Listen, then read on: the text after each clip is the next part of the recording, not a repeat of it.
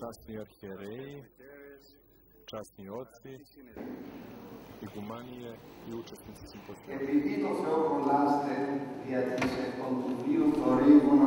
To da se neko priljubljuje Bogu odlazeći iz životnog meteža veoma je spasonosno. Ali ne treba bez ispitivanja da prihvatimo da nam se približe oni koji odabiraju monaški život, već da čuvamo pravilo svetih otaca koje je njima predato, a od njih nama, tako da ispovedanje života po Bogu tada treba da bude primljeno kao već sigurna odluka koja je nastala uz poznanje i rasuđivanje, pošto razum dostigne punoću. Στην εισαγωγική αυτή πρόταση ο συντάκτης του 40ου κανόνα της Πεντέκτης, επικαλούμενος όρων των πατέρων, συναρτά την ομολογία του κατά Θεόν βίου από την ενεπίγνωστη επιλογή του υποψηφίου μοναχού, η οποία κατά βάση συνακολουθεί την ηλικία. Η οριμότητα που επέρχεται με τη συμπλήρωση του λόγου. U ovoj uvodnoj rečenici sastavljač 40. kanona Petošestog sabora, pozivajući se na pravilo svetih otaca, povezuje ispovedanje života po Bogu sa svesnim izborom kandidata monaha, koje u osnovi prati godine života.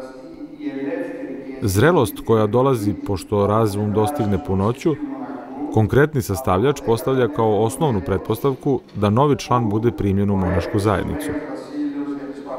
U produžetku, on opravdava umanjenje vremenske granice određene kanonom, što je preduslov da bi kandidat monah mogao da izrazi svoj slobodan i svestan izbor, sa 17 godina, što je Vasilije Veliki predvideo za devstvenice, na 10 godina, uvodeći dva argumenta. Prvo, prethodno nastalo isto takvo smanjenje vremenske granice za primanje đakonisa sa 60 godina, što je odredio apostol Pavle, prevashodno za udovice, a što je dalje važilo i za đakonise, da se ne upisuje među udovice mlađe od 60 godina na 40 godina, što je učinjeno 15. kanonom 4. Vaseljenskog sabora. I drugo, važnije uverenje da se crkva učvrstila i napredovala i istovremeno da su se vernici utvrdili u čuvanju Božjih zapovesti. Videli smo da se crkva Božjom blagodaću osnažila i napreduje i da vernici čuvaju Božje zapovesti čvrsto i sigurno.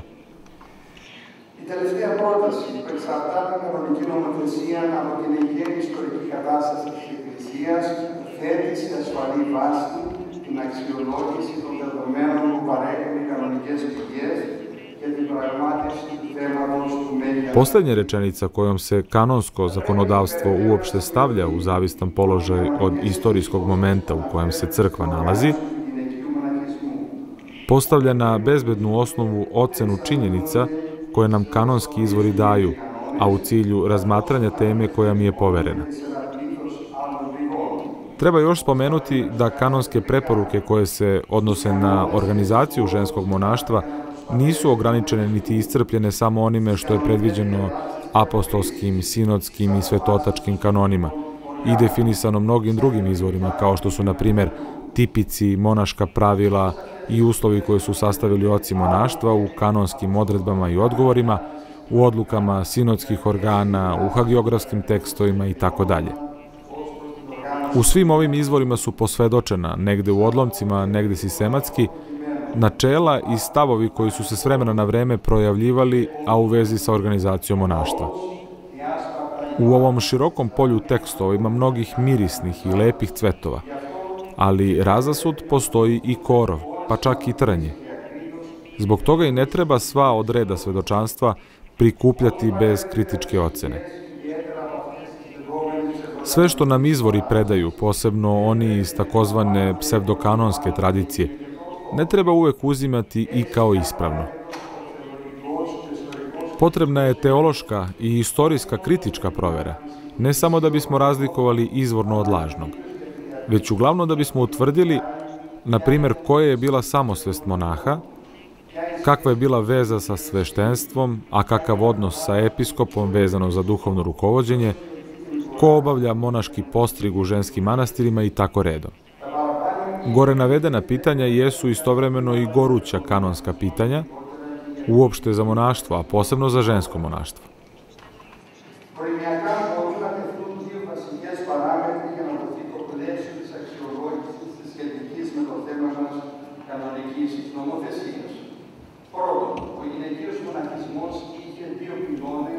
Za uvodni deo možemo postaviti dva osnovna parametra u okviru ocene kanonskog zakonodavstva koje je vezano za našu temu.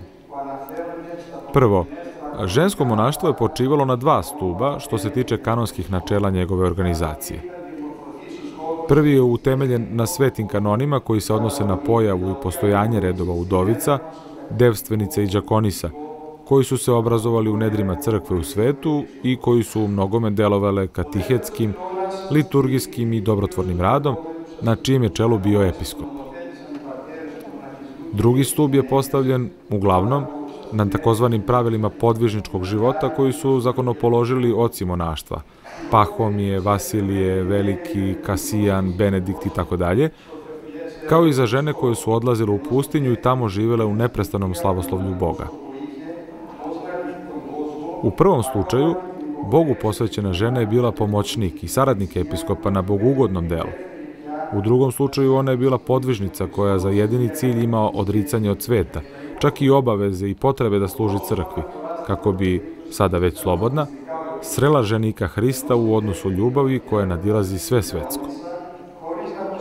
Ličnost koja je duhovno rukovodi je isključivo episkop, dok je u drugom to starac ili starica, ne i bez izuzetaka i ne bez pojave da su muškarci, monasi, bili duhovno rukovođeni od žena. Klasični primjeri duhovnih majki jesu one koje je jutros u svom izlaganju spomenula gospođa Žukova. Polazišta kanonskog zakonodavca, što se tiče ženskih redova s jedne strane i monahinja s druge strane, jesu različita, uprkos činjenici da je u kasnijoj ermineutičkoj tradiciji kanonskog zakonodavstva dolazi do njihovog poistovećivanja. Pošto su se redovi posvećenih žena u svetu skoro u potpunosti izjednačili sa ženskim manasijskim obiteljima. Bilo je vrlo malo izuzetaka. Među njima je bio i slučaj koji navodi i pohvaljuje Valsamon. Danas, odnedavno, u Konstantinopolju nema čak ni Partenona, niti se devstvenice posvećuju Bogu u mirjanskom modelu. Samo je onaj svetitelj, mitropolit Tebe, Kaloktenis, osnovao u Tebi Partenon i u njega nastanio Bogu posvećene devstvenice. Zbog toga i radi toga njegov će spomen ostati doveka. Skoro potpun nestanak ovih redova i njihova asimilacija sa ženskim monaštvom dovelo je do poistovećivanja svetih kanona koji se odnose na redove sa onima o ženskom monaštvu.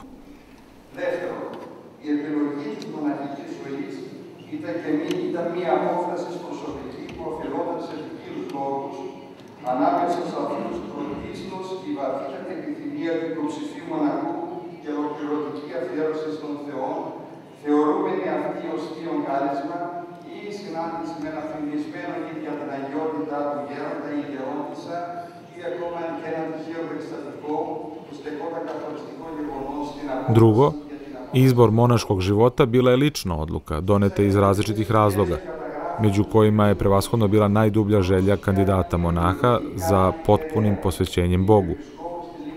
To se smatralo Božjim prizivom, a moglo je biti i zbog susreta sa nekim starcem ili staricom, čuvenom po svetosti, ili čak neki slučajan događaj koji je postao odlučujući činilac za donošenje odluke o udaljavanju iz sveta. U hagiografskim izvorima koji opisuju živote prepodobnih, ne naglašava se prisustvo ili mešanje nekog sveštenika ili episkopa u donošenju odluke, zato što očigledno nije smatrano da je odlučujuće ili potrebno. Monah je u stvarnosti sam izabirao put odlaska iz sveta, postajući član neke monaške obitelji, i rukovodio se prema pravilima o primanju, koje su posebno utvrdili oci te monaške zajednice ili šire oci monaštva. Ne nalazim podatke u ranim izvorima koji ukazuju na to da je ulaskom u monašku obitelj monah dobijao nešto više u odnosu na svojstvo koje je imao pre udaljavanja od sveta. Ako je bio laik, njega su i dalje smatrali laikom, zbog toga i njegovo udaljavanje ili izbacivanje iz monaške zajednice izgleda da nije podlegalo osudi, kako je to postalo kasnije, kada se polako uvodi pojam posvećenja pred žrtvenikom uz bogoslužbeni čin, dakle sveta liturgija, koju obavlja sveštenik. Ako neživi manastiri ostaju zauvek manastiri prema 24. kanonu Halkidonskog sabora, tim pre živa obitališta Boga treba da kao posvećena žrtva ostanu doživotno posvećena Bogu. Posvećenje je ono što daje poseban karakter monaštvu, po čemu se ono odlikuje kao treći red vernika. I ono što mu takođe dodaje nešto više u odnosu na laike i vremeno približava sve više sveštenstvu.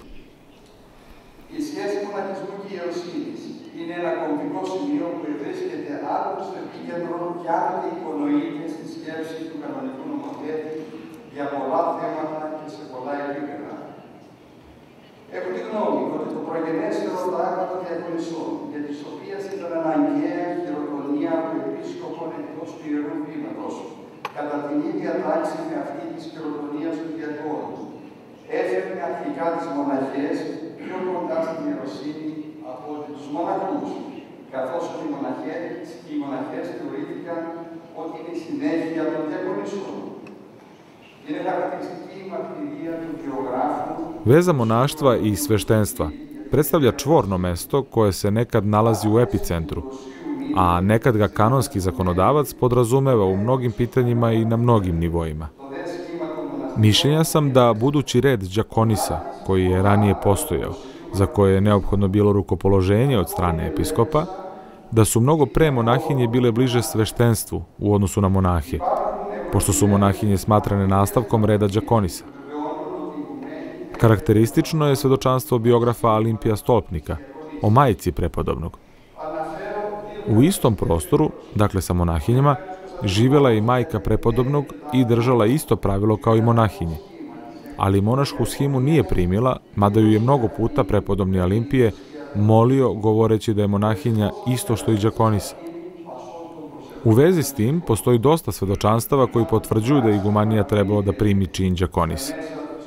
Navodim 2-3 karakteristična slučaja.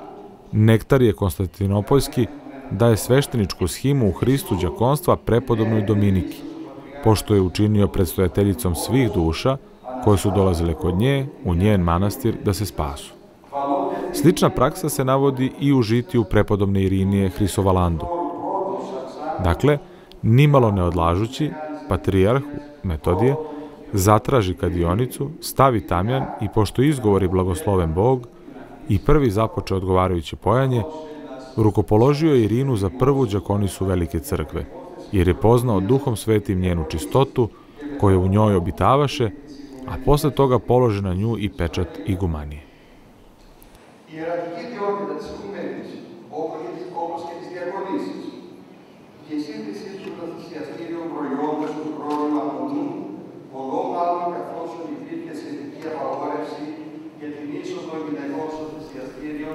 Svojstvo sveštenika koje je imala igumanija kao i đakonise i njihova povezanost sa žrtvenikom slabe kao proizvod vremena, tim pre što od Laodikijskog sabora postoji odgovarajuća zabrana ulaska ženama u žrtvenik. Karakterističan je 38. odgovor Valsamona u 12. veku Marku Aleksandrijskom. Nekada su kanoni priznavali i redove đakonisa i one su imale svoje mesto u svetom žrtveniku. Ali neprijatnost zbog mesečnog tečenja krvi udaljila je iz svetog žrtvenika ovu službu, kao da su upravo tada utvrdili da postoji ova prirodna funkcija ženskog tela. Međutim, Sveta crkva sa tronom u Konstantinopolju rukopolaže đakonise koje nemaju učešća, naravno u svetom žrtveniku, ali su često na službama i saglasno sa crkvom uređuju mesto za žene u hramu.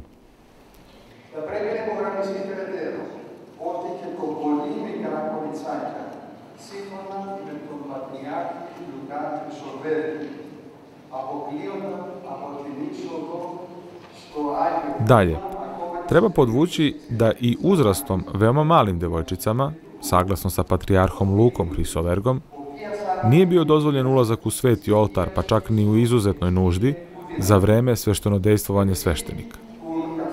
Ženski pol, u makom da je uzrastu, ne može zbog svoje prirode da uđe, jer je uopšte ženama zabranjena Božja svetinja, pa žena neće ući u nju, iako je veoma mladoj dobi, jer ako to dozvolimo, usledit će dosta neumesnog. A udatima se zabranjuje jer se u njih sumnja zbog braka, a onima koji žive u čistoti i celomudrenosti zabranjuje se zbog njihove sumnjive čistote.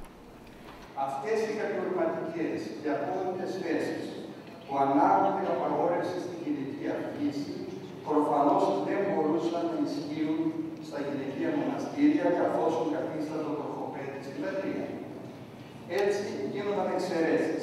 Κάποιες φορές με πολλή αυθυμία, εις τρόπον ώστε μέσα σε αυτό το αμφιλογόμενο πνεύμα να σχηματίζονται αμφιεροβες τάσεις. Ovi kategorički i apsolutni stavovi imaju kao načelo zabranu ženskoj prirodi, što očigledno nije moglo da važi u ženskim manastirima, jer to predstavlja kočnicu za bogoslužbeni život. Tako je dolazilo do pravljenja izuzetaka, ponekad dosta nevoljno i to na takav način da su u ovom sumnjivom duhu nastradale suprotne tendencije. Međutim, isto to nije važilo i za monahe, uprkos činjenici da 69. kanon Petošestog sabora zabranjuje svim laicima ulazak u oltar, izuzev cara, u slučaju kada bi car želeo da prinese darove svom tvorcu. Karakterističan je kanon koji se pripisuje patrijarhu Nikoli III. Gramatiku o novoj mogućnosti koju su imali monasi. Monah ima čin čteca, jer je primio dar rukopoloženja od igumana. Ovde je patrijarh svesno zaobilazi stav da bi neko postao čtec, dakle niži klirik, potrebno da ima potvrdu od episkopa ili barem da iguman ima dozvolu od episkopa. I ne sprečava mu ulazak u oltar da služi, a još pre onaj ko se udostojio velike i anđelske shime, jer je on ravan sa sveštenikom zbog savršenstva shime.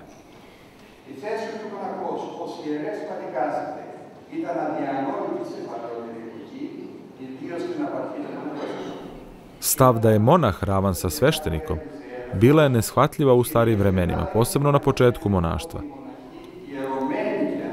To se shvatanje kasnije postepeno proširilo, uglavnom posle ikonoborstva, kada su monasi, sveštenici i neklirici, preovladali u duhovnom rukovođenju i ispovedanju vernika.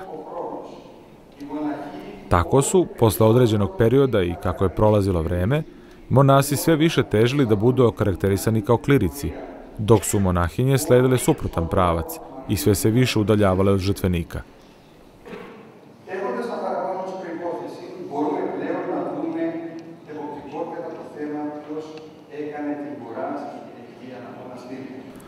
Uzimajući gore navedeno za pretpostavku, možemo na primerima da sagledamo pitanje ko je vršio postrig u ženskim manastirima. Joasaf u Efeskom, koji je živio u 15. veku, postavljeno je jedno, za to vreme, neumesno pitanje. Da li treba neki sveštenik iz sveta ili običan mirjanin da postane duhovni rukovoditelj monahu ili monahinji, takođe, i monah da bude duhovni rukovoditelj monahinji, ili pak suprotno, da monahinja bude duhovni rukovoditelj monahu? Odgovor je bio ovakav. To da sveštenik iz sveta i mirjanin bude duhovni rukovoditelj monahu ili monahinji, zabranili su sveti oci, a da monah bude duhovni rukovoditelj nekoj monahinji ili pak monahinja monahu, jeste nešto sasvim van anđelskog čina i oni koji su to učinili podležu odlučenju.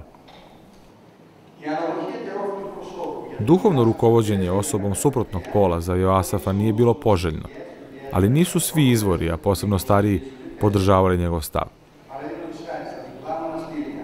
Na primjer, u duplim manastirima, koje osuđuje, naravno, kako državno, tako i crkveno, dakle kanonsko zakonodavstvo, gde su zajedno živjeli u najvećem broju slučajeva rođaci, duhovno rukovođenje osobama suprotnog pola bilo je skoro pravilo, a nama nije poznato da li je u njima postojala još mogućnost da monahinja bude starešina monaške obitelji i da li je, dakle, ona rukovodila i monahe.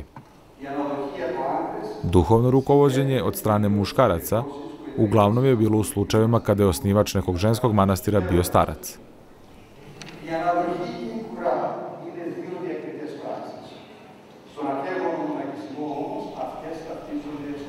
Duhovno rukovođenje i monaški postrig dva su odvojena čina.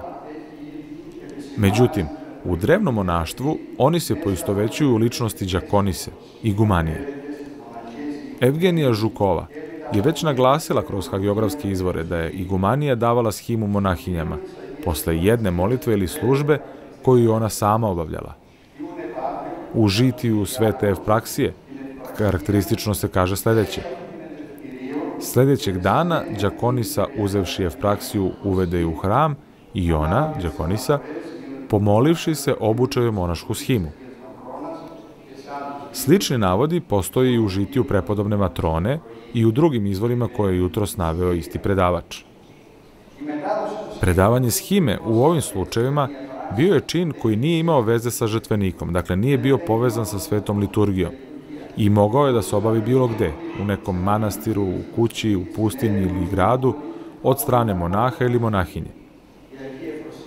Sveta Evpraksija je, na primer, tražila od jednog monaha da je zamonaši, odričući se da prihvati postrig od strane laika, očigledno sveštenika, jer oni, mirski sveštenici, dosta toga ne čuvaju verno, po njenom ličnom mišljenju.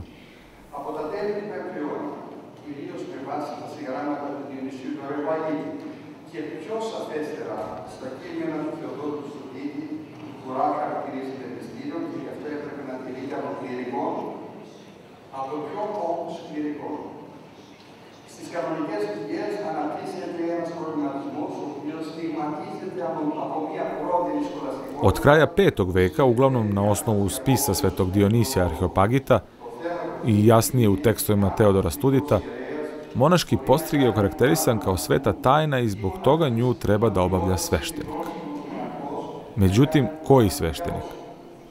U kanonskim izvorima javlja se jedna problematika koja se odlikuje jasnom scholastikom, što sobom povlači razilaženje kanoničara u mišljenjima. Pitanje koje se postavlja jeste da li mirski sveštenik može da vrši postrig monaha ili monahinje, ili da li rasoforni monah, odnosno maloshimnik, može da obavi postrig monaha u veliku shimu. Luka Hrisoverg, zasnivajući svoj stav na Nikiforu ispovedniku, to kategorički odbija. Što se tiče postriga velikoshimnika, postoji uvek sumnja, a naišao sam i na kanon za koji kažu da je od svetog oca Nikifora, u kojem se jasno kaže da postrig velikoshimnika vrši sveštenik koji je velikoshimnik, jer ono što neko ima, on to i predaje. Isti stav i u isto vreme izložio i Nikita Iraklijski, dok Joasaf Efeski ima sasvim suprotan stav. Dakle, podržava postojanje mogućnosti da maloshimni monah svuda obavlja postrig u velikoshimnog monaha. Sličan stav sa ovom prvom dvojicom izrazio je Nikola III. Gramatik, da bi se stiglo do krajnje problematike izraženo u pitanju koje je postavljeno na Patrijaršijskom sinodu u Konstantinopolju za vreme Jovana Veka. Pitanje je bilo, ako se mnogo puta dogodi da se neko nađe u teškim okolnostima ili smrtnoj opasnosti i dogodi se da tamo ne bude monah, već prvosveštenik ili sveštenik ili đakon, da li on može da obavi postrig tog čoveka koji je u teškim okolnostima?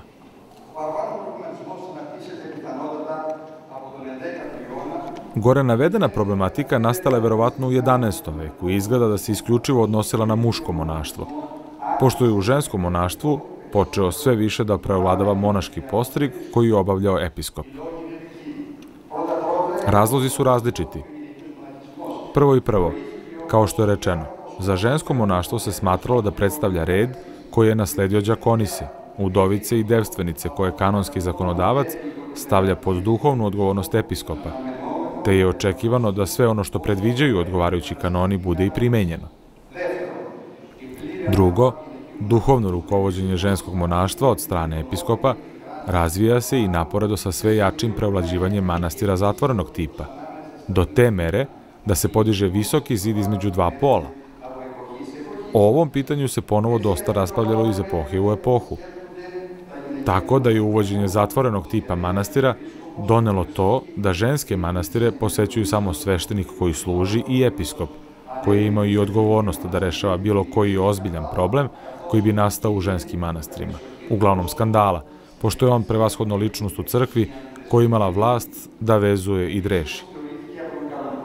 Kanonski zakonodavac i tumač kanona smatrao je da episkop može bolje da rukovodi obmani lako podložnim i povodljivim ženskim rodom. I tačno ovde izlazi na površinu najvažnije mesto neslaganja između episkopa, starca, monaha i monahinja, čime se crkva bavila kako na teorijskom, eklesiološkom, tako i na praktičnom nivou u prošlosti, a izgleda da će nastaviti da se time bave i za to odgovorna lica. Sporno pitanje je koji je u monaštvu duhovni otac, a posebno za žensko monaštvo. Da li je za muški manastir to starac, koji nekad može biti sveštenik, a nekad monah? Da li je to za ženski manastir igumanija, koja je svakako lišena svešteničkog čina?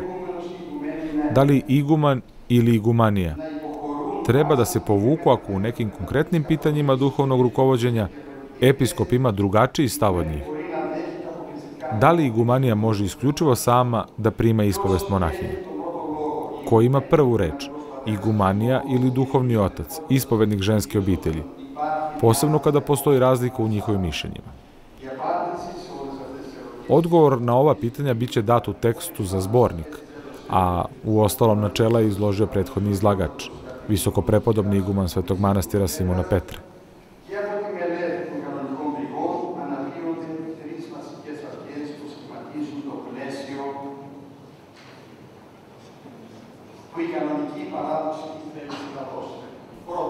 Iz proučavanja kanonskih izvora na površinu izlaze 3 osnovna načela koje obrazuju okvir koje je kanonsko predanje htelo da pruži. Kada kanonski tekstovi govore o ispovesti ili iskupljivanju pomisli, misli se na grešne radnje, dakle na polaganje čitave ličnosti poslušnika, monaha ili poslušnice monahinje pred igumanom. Episkop i sveštenik koji je od episkopa primio potvrdu, dokument, za obavljanje ispovesti imaju pravo da vezuju i odrešuju. I treće, treba podvući da su se s pojavom monaštva obrazovala 2 pravca u vezi sa duhovnim očinstvom. Oba funkcionišu istovremeno ili bolje rečeno međusobno su povezani, uprkos povremenim primedbama o eklesiološkim odstupanjima. Nazvao bih, ne i sa eklesiološkom akribiologijom, da je prema monaškim ustanovama prvo duhovno očinstvo ono koje se vezuje za sveštenstvo, a što podržavaju sveti kanoni. Drugo je blagodatno duhovno očinstvo koje se vezuje za duhovno savršenstvo, dakle naučno usavršavanje kako se naziva u izvorima onoga koga posjeduje.